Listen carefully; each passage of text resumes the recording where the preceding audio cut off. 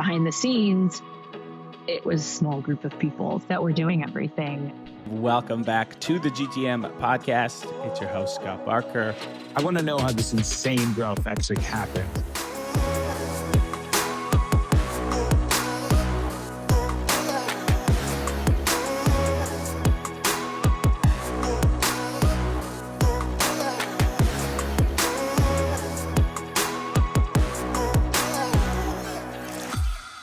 Hello and welcome back to the GTM podcast.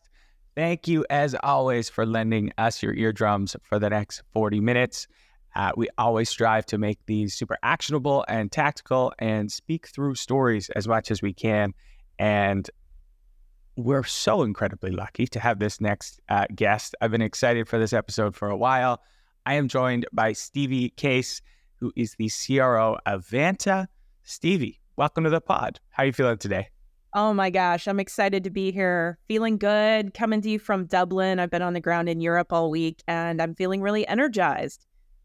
I'm loving it. We've got some Dublin Friday evening energy for you, which is always good vibes. And I always love to give just a super quick bio for the listeners. So Stevie currently oversees Vanta's go-to-market team to support the company's rapid, we could call it historical growth right now, and brings over 20 years of sales and BD experience to the role, most recently serving as VP of mid-market sales at Twilio, running just a small $425 million line of business for the marketing leading cloud communications platform.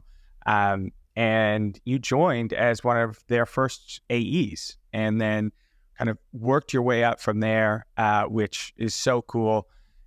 I guess I got to ask, you seem to have timed that Twilio run pretty perfectly, and it looks like you're timing this Vanta run perfectly as well.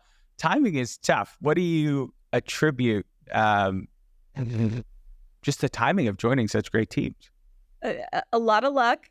Definitely a lot of luck plays into that. And beyond that, I think it's really curiosity, having the curiosity to ask the right questions about the business. And, I'm really grateful. One of the lessons I took from early in my career is the importance of being a part of a great company. And that goes beyond just the opportunity for you at the company. It's really about how big is the mission, how ambitious is the vision, and can you move the needle within that? And I've been really lucky to be in that position. Certainly that run at Twilio was pretty epic. I got to be there from a week before the IPO when the run rate was $200 million for the entire business. And then when I left, the run rate was about $3.5 billion. And that was over the course of 6 years. And it was just an absolute blast. And came over to Vanta, and I'm getting to do the same run, doubling revenue year over year and doing some really exciting stuff. So sometimes you just got to find the right place that's got that magic and then has the right vibe. And hopefully you get lucky and get a seat and don't worry too much about what that seat is and you just roll with it. I love that. It seems a common thread. All the smartest people I know say it's luck, and I'm not sure I'm believing them so much anymore, but it's very, very humble of you to say that. And I just wanted to also mention that you support a lot of startups throughout your career as well. You've been an angel investor and advisor. So, as Vanta grows to become more than a startup, you still have your, hands in some other startups as well. And I wanted to get your perspective on something before we sort of dive into it. And it's something that's really top of mind for me right now. Partly because we did a roadshow. We got a bunch of our LPs and founders together last week. We were in SF, LA, Denver. And of course, AI and the advancements in artificial intelligence was on everyone's mind. It's what everyone wanted to talk about. But it was very pie in the sky, sort of where are we going? What's going to happen in 5 years? What's happening in 10 years? And the thing I'm super interested in right now is how are revenue leaders or their teams actually using it today? So I would love to know, have you worked it into your workflow? In what capacity have you done so? So I'm really bullish on AI and the potential, particularly within revenue organizations. And, you mentioned 5 years, 10 years. To me, 5 years from now does not even exist. Like 1 year from now barely exists. Like it's such a long time frame. And I think it's incumbent on revenue leaders and company leaders in general to adapt to the current market and what's available. And, AI has not just tremendous potential, but it has tremendous real world application today. So we are at the beginning of that journey, but my intention is to make a very significant bet on AI within my organization, not just Vanta as a company. It's something we're investing in as a company as well. But I think this is a moment to really reconsider, what does it mean to be a revenue leader? I think that the old school idea here is it's bodies and capacity and a direct sale. And it's not that that's going to go away, but I do think this is the moment of revops, really. This is like that moment where we think about the tech stack we've got. How do we make that look like something extremely modern, like the engineering and product development side of the house? So we're early in the journey, but I am actually looking at hiring resources and building a team dedicated to AI within revenue operations, because I think that the impact that we could have in the next 3 months, 6 months is probably greater than the impact of hiring X number of sales reps or CSMs or anything else. So to me, it is the emerging big bet that I want to make in my revenue organization. And we're thinking about it from every angle. It's customer experience. How do we create AI-powered bots that surface information that today we surface through human engagement in a way that's really customer friendly? Thinking about it in terms of sales efficiency. How do we really provide the most actionable insights with the great wealth of data we have to our sales force to make sure they're focused on the right opportunities and that they're handling those with the most efficient next steps? How do we optimize that post-sales experience for our customers so they are getting the true best, most personalized and relevant experience on the back end? I think in the past, we thought of those things as engineering and products job. And I'm a firm believer that that's all in my world today. And while it's a partnership with engineering, we've got to have our own resources to build these great customer experiences. And AI is going to be at the heart of those experiences within weeks, not years. Yeah. I mean, I resonate with everything that you're saying there. And it's kind of how I'm looking at it. I think the first wave of AI adoption that we're seeing is a lot of people trying to fit these new advancements in technology in like the old paradigm, right? Or if like we still hire more reps, we'll make them more efficient. But I think it's actually more going to look like a complete reimagining where maybe PLG, direct sales, they all start to blend. And it's so, I think the other thing you said where having this AI RevOps team, I think every company in 3 months is going to have that. What are you calling that role, that team? Is like, do you have a JD out right now? Because I think this is going to be a thing. I don't have the JD out yet. Look for that next week. By the time this episode comes out, probably I'll have the JD out. It's a great question. We were just discussing exactly what is this role and what do we call it? I've got an incredible business systems team, a killer ops team, and I'm leaning on those leaders to help me define this vision.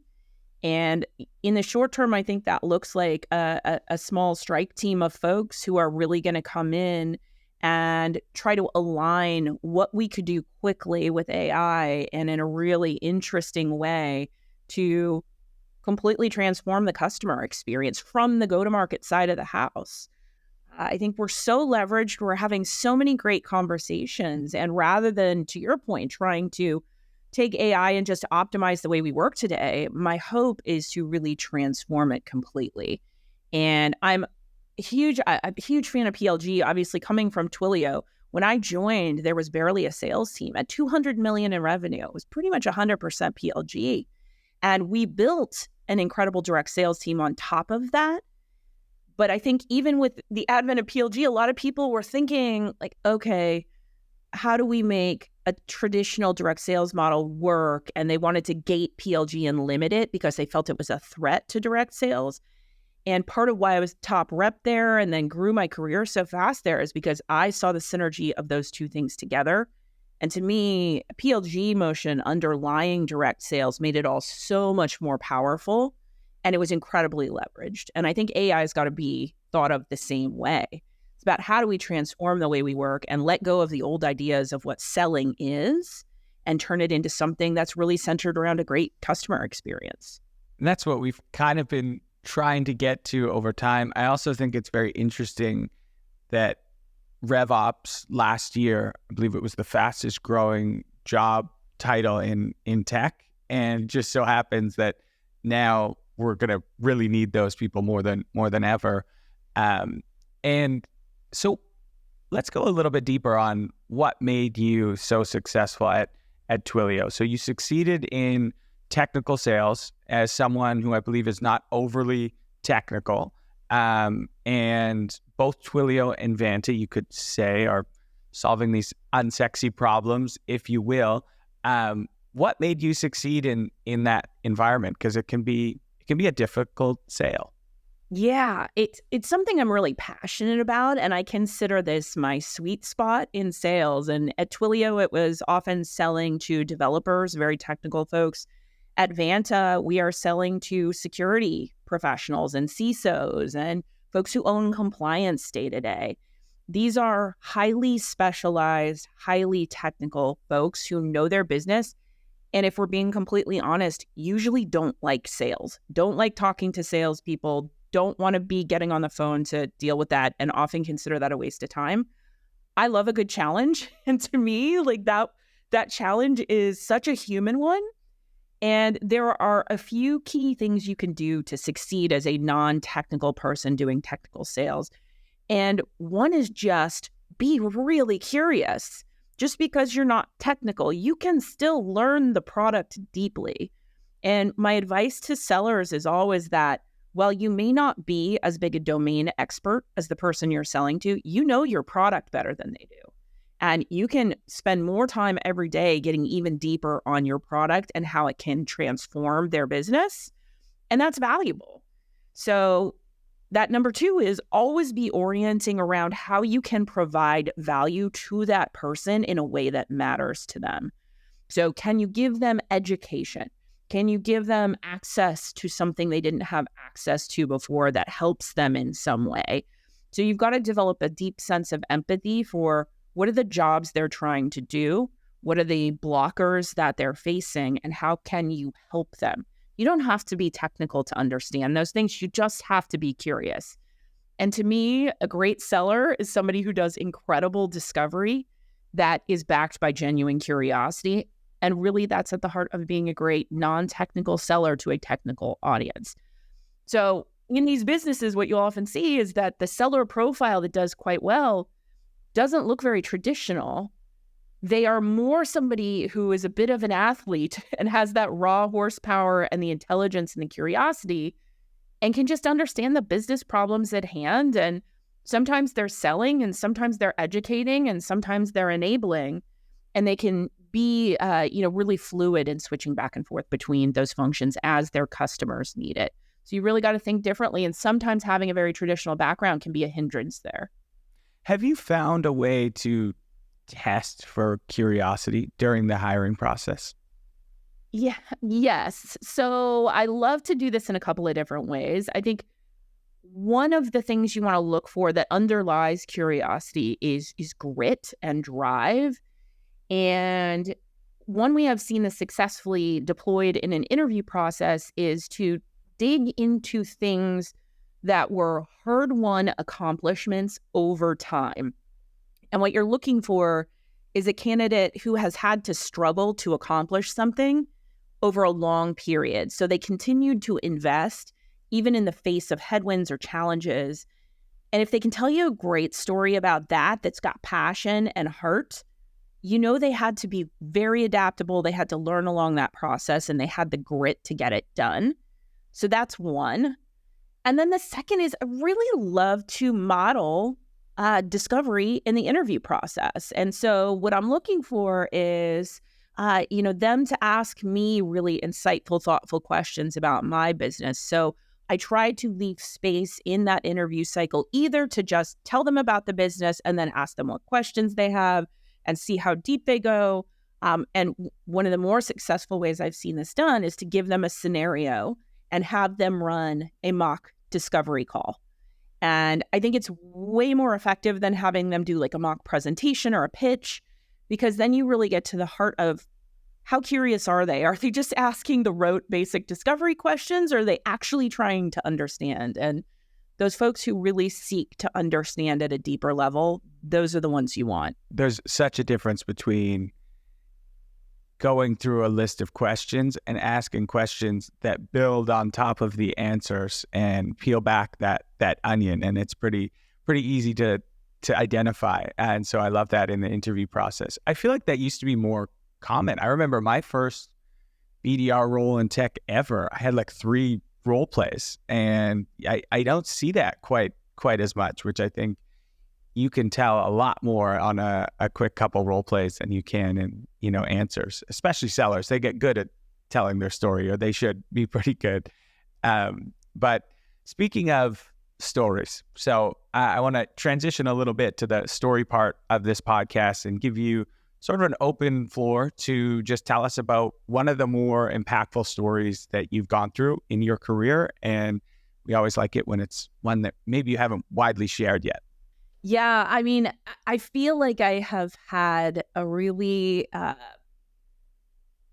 it definitely hasn't been an easy path per se, or a traditional path.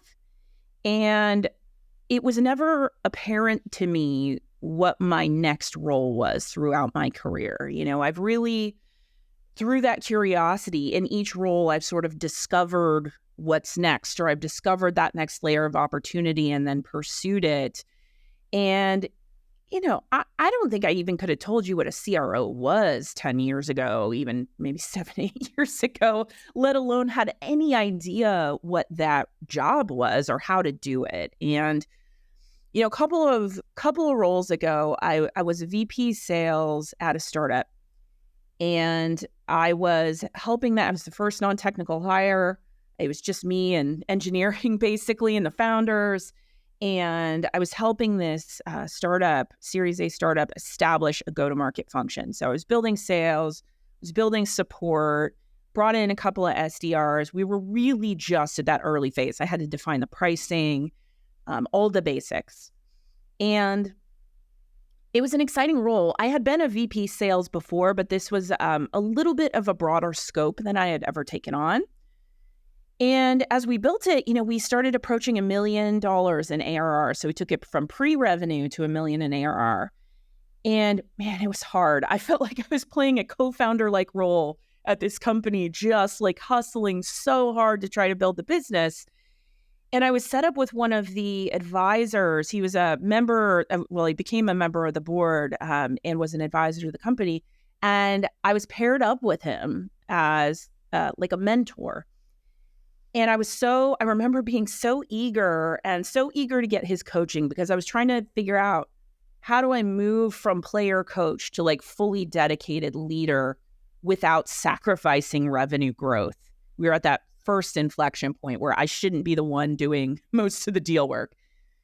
And, I sat down with this guy. He was a CEO running his own company at the time. And it was very clear very quickly that this man did not think I was up to the task. And I was asking him, like, how do I make this transition? How do I navigate these next 3 months? And like, how would you guide me? And I was trying to ask thoughtful discovery questions. I was intimidated. This was like a very serious guy. And, it was awkward, and I couldn't figure out why. And then he said, I have a VP sales in my company, and, very experienced guy. And, he's got 5 kids. And you know what? He never sees his kids. He's on the road Monday to Friday. He's hustling. And you know what? He loves it. He absolutely loves it. And I'm just absorbed. I'm like trying to understand what this guy is saying to me. And then he makes eye contact and he says, it just takes a certain kind of person. And then I knew what he was trying to say to me. And I was not that certain kind of person in his eyes.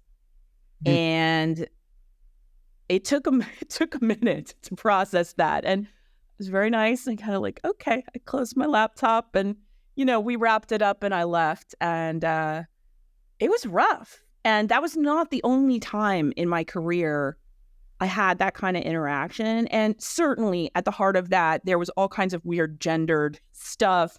And this man didn't know anything about me. He didn't come prepared to talk. It was all just to send that message. And I had other interactions in the same time frame. Some, my own founder saying he didn't think I could take on enterprise sales. And, that experience, it put a chip on I've always had a chip on my shoulder to a certain extent. I've always felt like the underdog. But that experience, man, it was like wounding in the moment. And then it just turned into this fuel and this hunger to prove that wrong. And out of that experience, they told me they didn't think I could do enterprise sales. I couldn't lead the enterprise sales effort. So I went to Twilio next. And what did they offer me at Twilio? They offered me 2 jobs, a management role and an enterprise seller role, a quoted enterprise seller role. And I said, give me the enterprise seller role.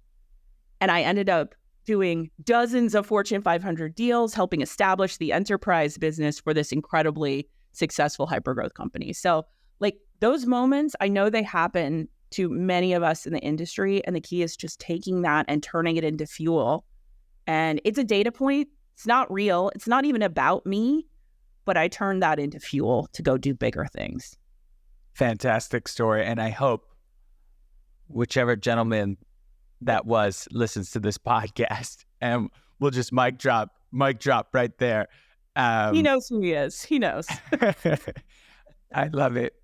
So it's so interesting. A lot of folks, we have on this podcast resonate with the idea of having a chip on their shoulder. I certainly do. And this is more of like a personal question, but something I'm going through right now, I think, and many people, is transitioning that chip on your shoulder, which is great fuel, but it's almost like fear-based fuel, if that makes sense. All right. You're like, I want to prove people wrong. I want to go. And I don't know how sustainable that is. I think there is a point in your career where you have to transition that fuel to something more healthy, passion, love for what you're doing, your team, and that's, I think, really where he missed his example of this guy who frankly sounds sick if he's not seeing his family, and he's like, just like, he's hooked on that fuel, and he's not repeatable, he's not scalable, and,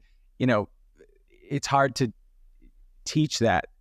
How have you transitioned off of that kind of fuel, and how's that journey? Yeah, look, I am very much still in that journey, but I have made a big transition over these last several years. And part of that was really, and you're right, it's very fear-based. It was the transition from a scarcity mindset to an abundance mindset, and a little bit of a feeling of safety. And honestly, for me, that transition didn't really start to happen in earnest until about midway through my journey at Twilio. And part of it was that I did prove him wrong. And I did take this very discreet thing I was told I couldn't do, and I went and did it. And I did it over and over and over. And I proved it. And then I realized I was still driving in that same way out of fear. And I was just looking for the next data point to prove wrong, and it's not sustainable. And the reality for me too is I'm a single mom. So I am never going to be by choice the person who's not home seeing their kid, because that my daughter is my life. That's everything to me. And so I hit that point of making a decision about moving into that abundance mindset and letting go of a lot of that fear. And the benefit of that is so real because it opens you up to being more humble. And when you're more humble, you are more curious, and it opens you up to more growth. It's hard to grow when you're pushing that hard with a chip on your shoulder. So taking that step back, I was grateful to find an incredible mentor at Twilio, a lot of mentors, but one in particular was George who was our COO. George came from Salesforce, where he was the COO.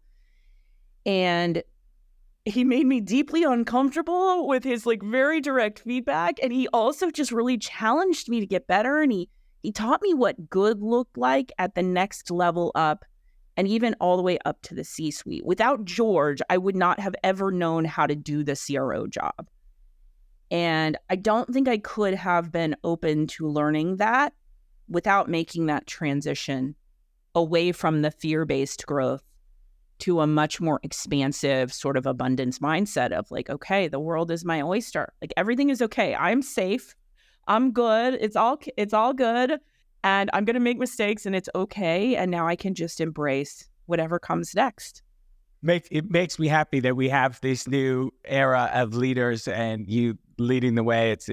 It's very cool to see. I feel like these chips can drive us, but then we hit this plateau and you need to find those people and find that expansiveness to keep growing. And then everyone around you gets to, grow with you. Okay. So there's a lot of things in that story you did right. You kept fighting. You kind of questioned everything. You took a unique approach to a lot of these roles. You looked for different patterns, didn't also accept the conventional wisdom that was thrown at you. You had this great radar of okay, well, that's advice and I don't have to follow that one. But we'll seek out these other people that are more in line. When you look back at the story, where did you go wrong? What would you do differently? Oh my gosh, so many places. It really, part of that journey has been the recognition that I went wrong in a lot of places and that's okay.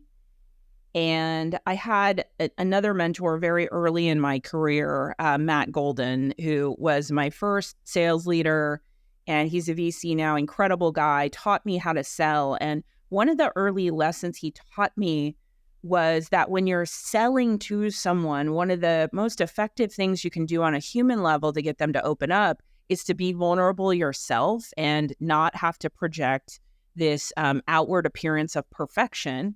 Just own that you are quirky and weird and not perfect. And it gives the other person permission to be the same.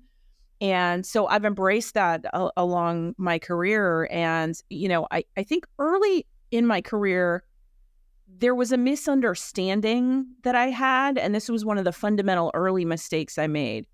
And that misunderstanding was that networking and connections were going to be the magic that gets the next door open for you. And you just got to meet the right people and they'll put you in the right place. And that's the value of network. And that felt very cynical to me.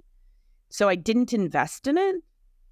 And I think I fundamentally misunderstood the value of network at that point. And what I now see in my current seat as CRO is that the value of network is not about access to opportunity per se. It's much more about learning from other people, because no one knows how to do the whole job in any of these jobs. A lot of us are at these roles for the first time in our career. And if you're going to make it to that level, you're always going to have first time at that role.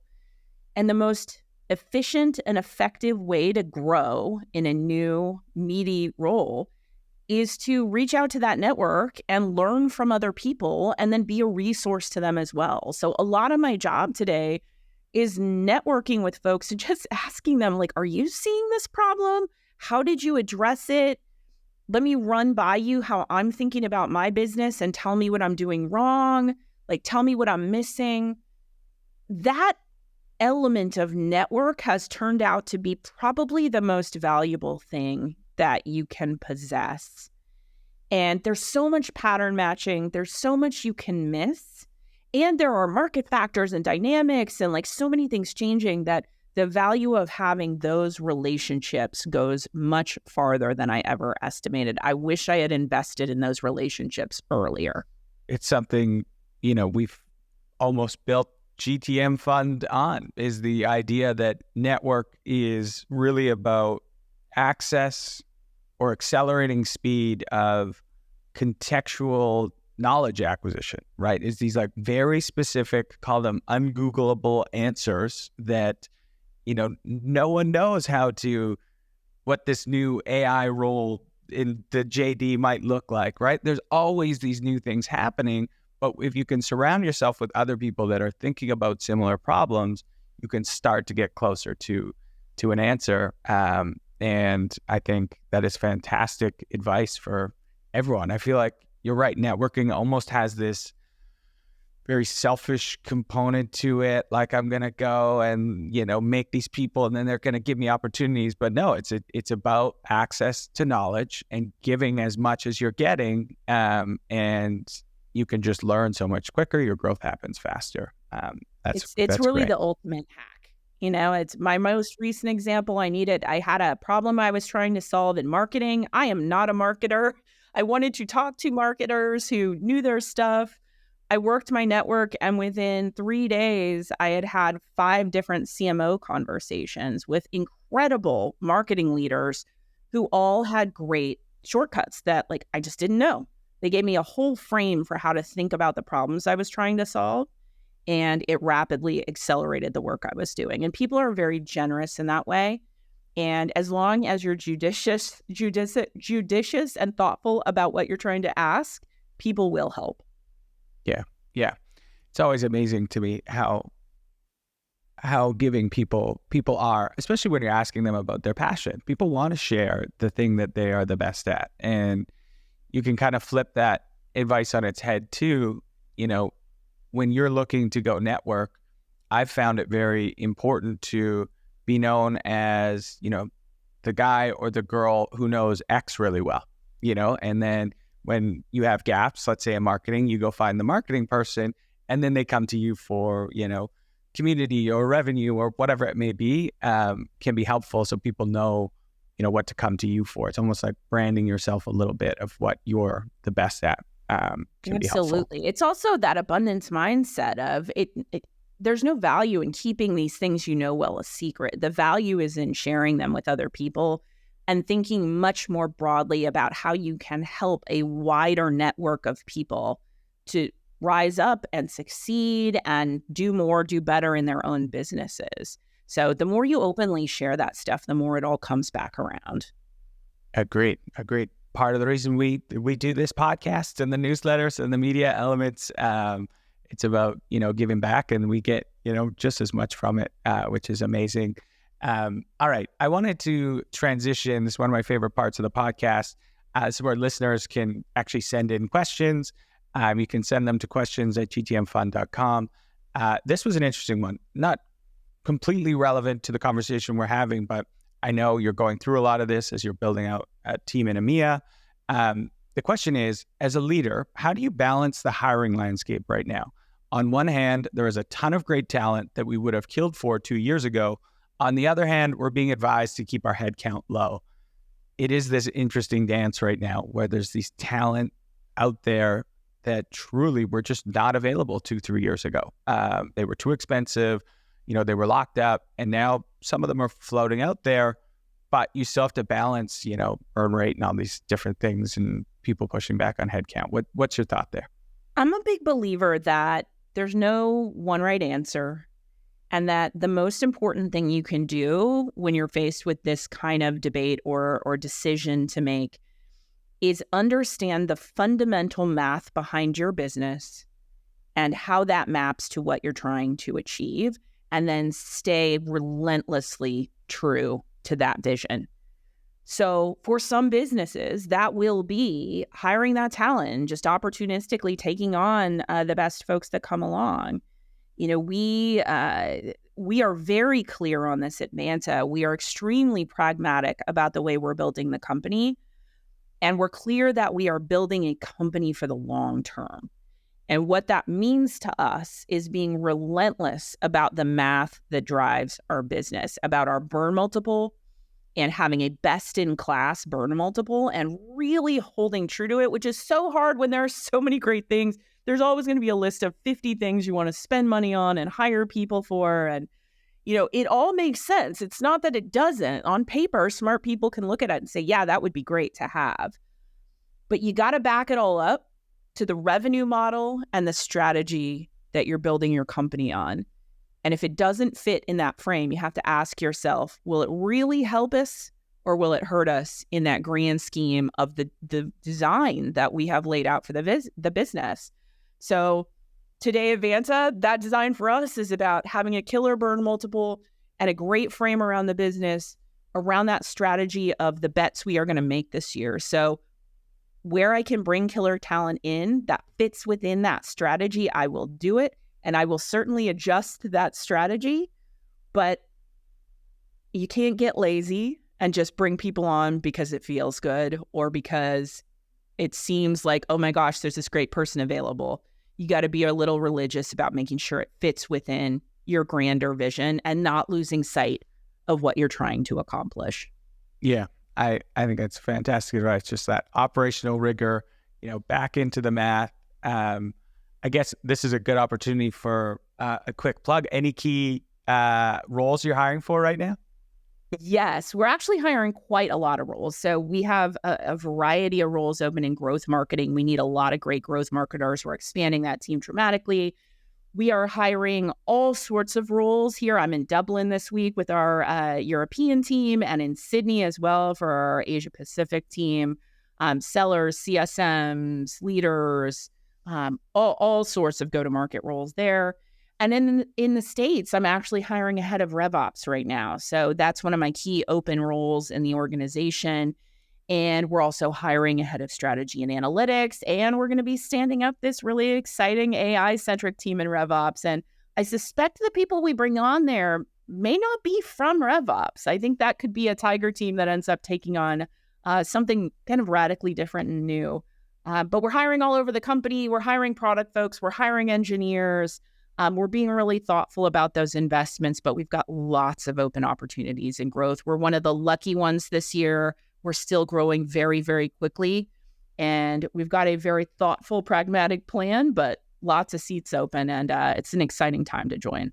If you're looking for that new move, find a seat on the rocket ship. Just get on there. It's going to be exciting times. All right. Well, Stevie, this has been a lot of fun. Thank you for all your wisdom and sharing so openly. I want to wrap it up with two final questions, and I always keep them the same. And it's always interesting to hear the answers. First one is, what's one thing that revenue leaders or founders widely believe still that you think is bullshit or just no longer serving us or relevant?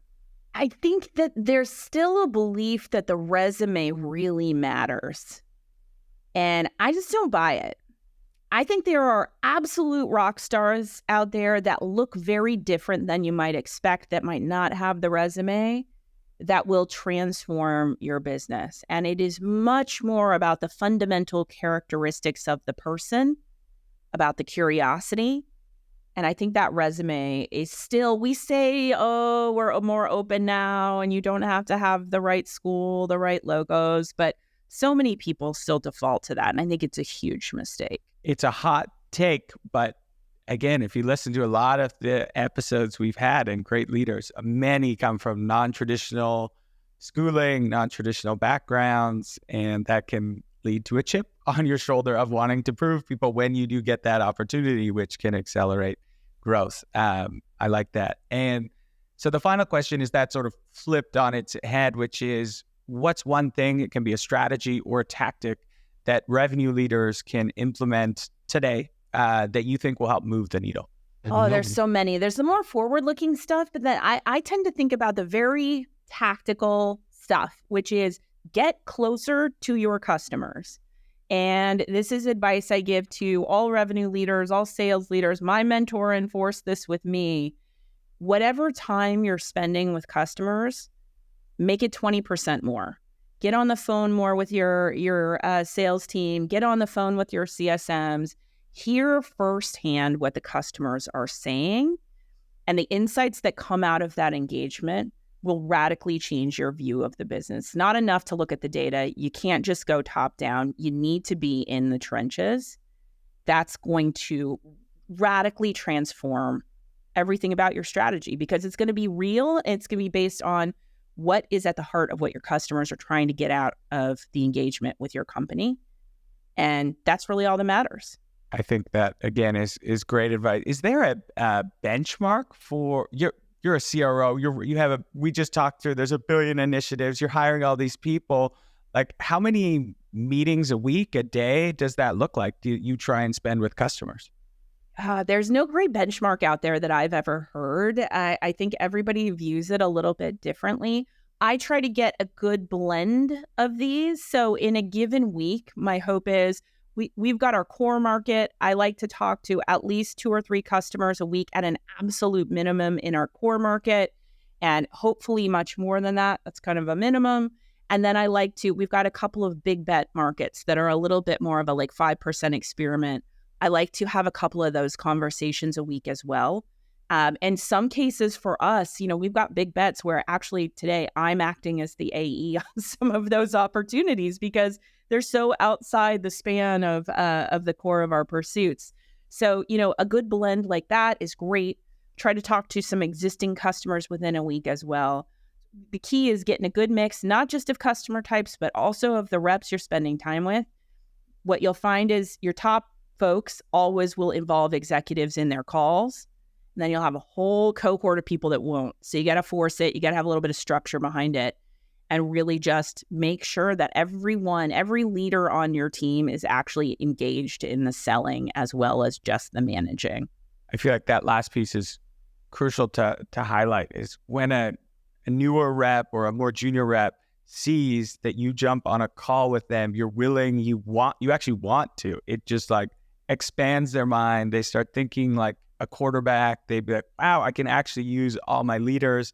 That really helps them up level. So on multiple fronts, you're gaining a lot by joining those calls. Well, Stevie, thank you again. This was such a fun conversation. I hope you enjoy the rest of your trip in Dublin. And for all our listeners, thank you. As I always say, listening is one thing, executing is everything. Go out there, put some context for your business and go make some things happen. Thank you so much for having me. Thanks, Stevie. See you all next week.